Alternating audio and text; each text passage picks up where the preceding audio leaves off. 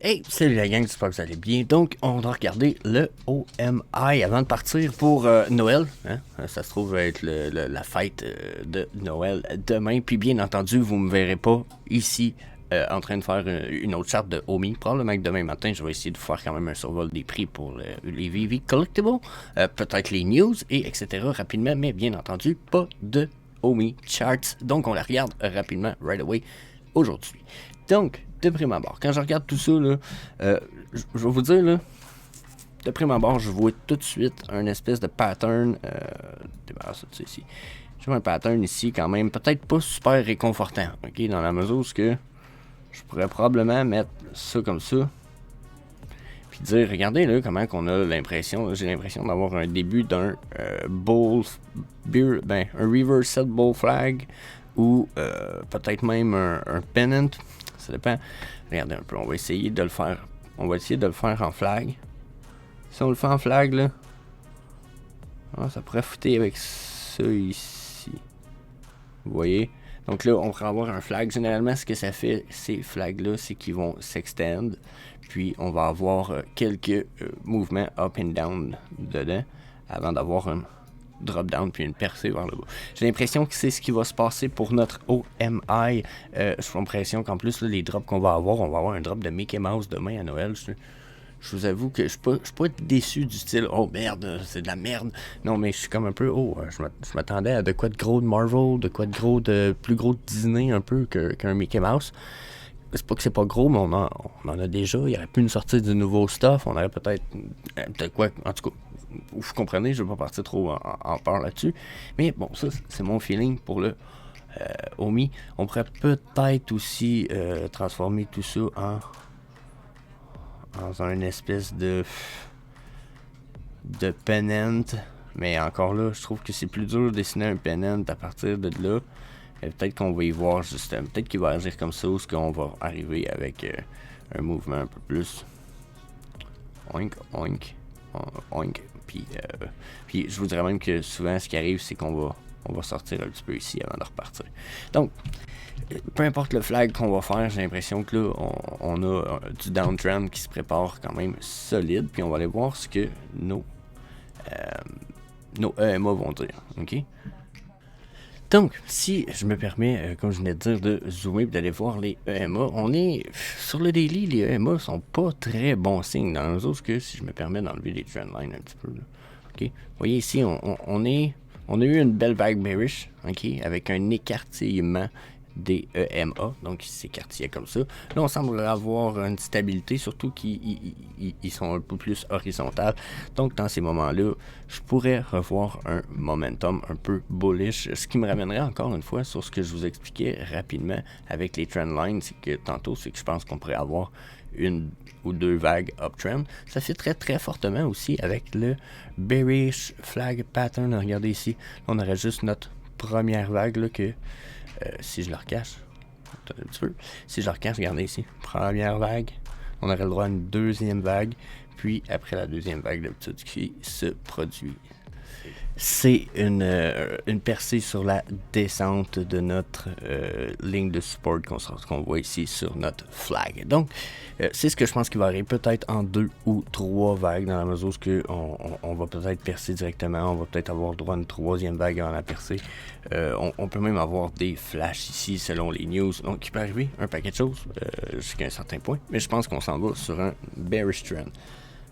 Ensuite, quand je pars avec les EMA, attends un petit peu, je vais reprendre le curseur. Quand je repars avec les, pas les EMA, excusez-moi, les stochastiques RSI, ici, ma longue time frame en vert, je vois qu'on n'aurait pas fini justement notre uptrend. C'est ce qui me confirme personnellement que on a une forte chance qu'ici on ait une belle vague avant de retourner sur une downtrend. J'ai l'impression que si je regarde mes courts time frames, ils sont en train de confirmer ce début de vague-là à prévoir. Peut-être que la courte time frame est déjà rendue loin, par exemple. J'ai l'impression qu'elle est rendue au niveau 29 avec une vague pas débutée encore dans mes chandelles, peut-être un peu mitigant, un peu inquiétant, peut-être pas une grosse montée super puissante avant la descente, mais complètement uptrend. Si j'y vais avec le deuxième stochastique multi-time frame, j'ai le même comportement pour les time frames courtes, Mais quand je viens regarder ma longue time frame, je vois clairement qu'il y a une descente qui semble pas terminer ici sur la longue time frame. Donc là, est-ce qu'on va consolider encore un petit peu avant de repartir sur la uptrend? C'est ce que ce stochastique RSI ici semble me dire. Donc là, consolidation peut-être dans sur notre support avant de repartir sur une uptrend confirmée, puis d'aller faire notre crash. Mais déjà qu'on n'ait pas une super forte uptrend me laisse penser que soit on consolide ou qu'on va pas avoir une grosse vague pour la prochaine up. Ça me semble pas mal confirmé ici. Donc, pour finir peut-être avec des Fibonacci Retracement en lien avec justement le flag que vous avez là. Quand on regarde comme ça, je vous l'avais dit, on a la possibilité de faire une deuxième vague, crash down. Je pense que ça fait très bien avec le retracement en 3 points qui existait déjà. Attendez un peu, on va juste... C'est celui-là ici, celui-là. Regardez ici, ça se trouvait être notre dernier grand high depuis une consolidation, ok, parce qu'on avait eu déjà d'autres grosses vagues. On a consolidé, petit crash, retour un prix régulier, ce qui nous ramène à un point d'ancrage fiable. Donc, première top de vague, on s'en va sur notre notre bottom de vague ici. Puis on remonte que notre top se trouve à ce point ici. Eh bien, la Golden Pocket Zone, on l'a atteinte jusqu'à la mesure où elle commence ici en 0.5. On va permettre de la dessiner. Puis, elle va jusqu'à la 0,618, même certaines personnes disent 0,65. Donc, si on considère qu'on a de Golden Pocket Zone est là, on l'a atteint d'habitude, soit on crash plus bas, ou soit on rebondit et on repart sur une uptrend. Donc, mon feeling, comme je vous disais, c'est qu'on va avoir une deuxième vague. Cette deuxième vague-là semble être confirmée jusqu'à un certain point par ce qui se dessine. Un petit peu, je vais reprendre le pinceau. Avec le pennant. Donc, si on a une deuxième vague, on arrive ici, on recrash. On arrive en plus à un niveau 0.5 de ce Fibonacci Retracement. Donc, jusqu'à un certain point, je pense qu'on a une fiabilité ici, puis qu'ensuite, on a la possibilité d'aller retourner au moins à la zone 0.65 ici du Fibonacci Retracement et éventuellement jusqu'à peut-être 0,0052 pour le OMI, ce qui veut dire à la zone 0.786 de ce Fibonacci Retracement. Donc, quand je vois ça, je suis pas dans le super bullish, personnellement. Au contraire, ça me confirme qu'on va sûrement remonter vers les 0.10, 0.11 peut-être pour le OMI pour faire un beau petit crash, retourner beaucoup plus bas.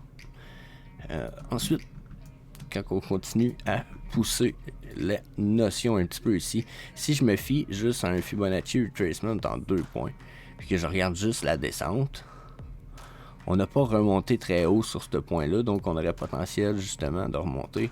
Un petit peu, je vais le replacer. On aurait potentiel de remonter à la prochaine zone.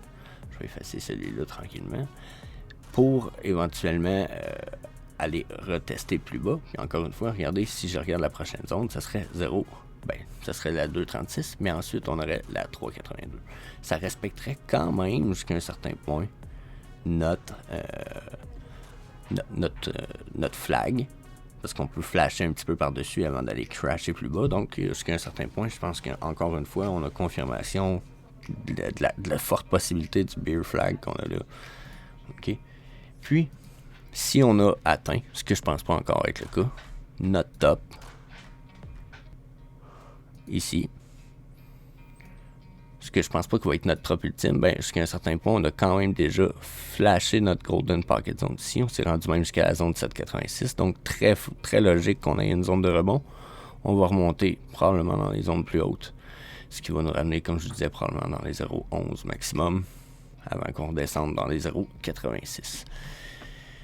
Donc, si je vois d'une prédiction rapide et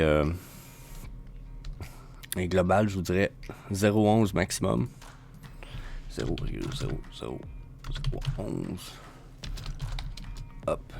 Puis, probablement 0,00006 down. Je peux pas dire 86 down parce que ça c'est après la vague. Donc, j'irai 0,80 pour l'instant. Je pense pas qu'on va descendre ça sur la downtrend. Donc, ça serait mes prédictions. On ne montera pas en haut de 0,11 et on ne devrait pas descendre en bas de 0,12 avant au moins. On est sur le daily, je vous dirais quasiment avant le jour de l'an. D'après moi, on ne devrait pas voir ça. Donc, ça devrait être début 2023 qu'on va aller voir le bottom Bitcoin et probablement le OMI du même coup. So, yeah. That's it. J'en profite pour vous souhaiter un joyeux temps des fêtes. Soyez prudents dans vos déplacements. Prenez soin des vôtres. N'hésitez pas pour dire aux gens que vous les appréciez. Puis, bien, on se revoit demain. Prochaine vidéo. Peace!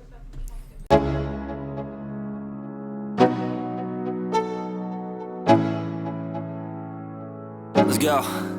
Yo, I'm like an addict, do I gotta have it. I ain't even playing, got a really bad habit. If it moves, gotta grab it, fuse like a magnet. Lose, won't have it till I'm doomed in a casket.